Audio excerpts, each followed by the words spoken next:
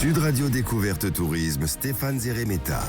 Bonjour mon cher Stéphane. Bonjour Maxime. Aujourd'hui on prévient, c'est un voyage un peu littéraire, notamment aux portes de la Champagne, où vous nous emmenez sur des traces de personnalités, notamment d'écrivains plutôt célèbres. Absolument, c'est une région qui est assez fertile, avec des terres natales de grands écrivains français, qui a été aussi du coup la source d'inspiration pour beaucoup d'entre eux. D'ailleurs, il y a plusieurs maisons qui ont été réaménagées en musée. C'est vraiment l'occasion de redécouvrir les écrivains un peu au fil de leur quotidien, donc c'est assez agréable. Puis on va aussi se balader tranquillement. On est dans les Hauts-de-France, on va profiter de la campagne, des petits villages de la région. C'est absolument charmant. Première étape, c'est chez un certain Jean de La Fontaine. Absolument, le poète est né en 1621 à Château-Thierry. Alors c'est vrai que dans une magnifique demeure qu'on peut visiter encore aujourd'hui, c'est un musée qui vient de réouvrir en début d'année. Il y a eu de grands travaux de restauration, de modernisation. Le résultat est absolument superbe. Et la collection présente plusieurs documents sur la vie de Jean de La Fontaine, bien sûr, mais aussi l'héritage qu'il a laissé à d'autres artistes. Donc en plus des tableaux, des livres, des meubles qui retracent l'histoire de l'écrivain, il y a des dispositifs interactifs, des projections visuelles. Donc on est vraiment dans une immersion totale dans ceux d'époque. Le musée propose aussi une programmation vraiment riche, des expositions temporaires, des ateliers pédagogiques pour les enfants. Des rencontres littéraires sont organisées tout au long de l'année. Et puis, il faut savoir que depuis les travaux, la maison est entièrement accessible aux personnes à mobilité réduite. Donc, c'est vrai que le plus grand nombre de personnes peuvent en profiter. Il faut savoir aussi que l'entrée est gratuite pour les étudiants, les moins de 18 ans. Et le jardin aussi accessible à tous librement. Et on peut aussi, accessoirement, voir la maison d'un certain Jean Racine, pas loin, dans les environs.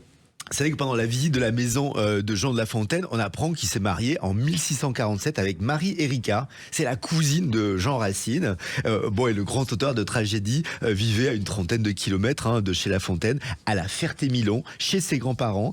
Aujourd'hui, la maison est labellisée Maison des Illustres, comme celle de Jean de La Fontaine. Des documents absolument dingues y sont exposés, des œuvres d'art, des éditions originales de ses pièces. On apprend vraiment beaucoup de choses sur sa vie, l'histoire de la commune, les alentours. Et là aussi, c'est une véritable plongée dans le XVIIe siècle. Et on fait un saut dans le temps maintenant pour découvrir la maison fameuse de Camille et Paul Claudel. Oui, là, on est dans le Tardenois, à Villeneuve-sur-Fer. C'est là où se trouve leur maison. C'est ici que Paul Claudel est né, qu'il a grandi avec ses deux sœurs aînées, dont Camille Claudel, qui deviendra la sculptrice remarquable qu'on connaît aujourd'hui. Les deux artistes sont souvent revenus dans cette région au cours de leur vie. Camille Claudel a plusieurs fois immortalisé son frère, leur maison dans ses sculptures. Il y a certaines qui sont dans le musée. Donc cette maison Camille et Paul Claudel conserve plein de photos aussi, des documents sur la vie de la famille. Et donc on va pouvoir réserver des visites guidées pour vraiment en apprendre un peu plus sur les deux artistes. Et les environs sont aussi à découvrir pour mieux connaître les enfants, Claudel. Oui, on a la Hauté du Diable, par exemple, qui est pas très loin de la maison, qui est souvent citée par Paul Claudel dans ses textes et qui a inspiré Camille Claudel pour ses sculptures. Et c'est vrai que quand on voit ce gigantesque chaos de grès, c'est 17 hectares tout de même, où s'entremêlent des roches, de l'arbre, des herbes, du sable. On comprend que ça puisse être une source d'inspiration artistique. C'est un magnifique endroit où on va pouvoir se balader à pied, à VTT, il y a plein de points de vue sur la lande des alentours. Il y a toute une fiche aussi qui présente le parcours. On va la télécharger tranquillement sur le maison de la culture Porte de Champagne. Et pour finir, une idée de visite pour prolonger le fameux séjour littéraire. On a la Cité internationale de la langue française qui est pas loin de là. On est à Villers-Cotterêts. Je vous invite vraiment à la visiter parce que c'est un parcours de l'histoire de notre langue sur le lieu même de la signature par François Ier. C'était en 1539 de l'ordonnance qui a rendu le français obligatoire pour la rédaction des actes administratifs du pays. La visite, quand on est à Cité internationale, c'est très intéressant, c'est immersif. Il y a une quinzaine de salles qui nous éclairent sur l'histoire de la langue française, l'origine des mots, les différents dialectes.